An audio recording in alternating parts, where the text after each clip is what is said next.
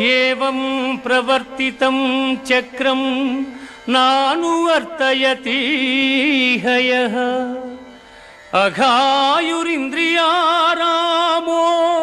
మోహం పార్థ సజీవతి.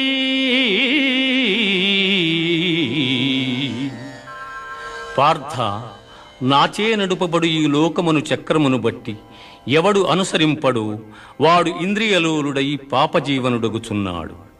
అట్టివాడు వ్యర్థుడు. జ్ఞాని కానివాడు సదా కర్మలను ఆచరించుచునే ఉండవలెను. యజ్జదాచరతి శ్రేష్టః తత్తదేవేతరో జనః సయత్ప్రమాణం కురుతే లోకస్తదనువర్తతే.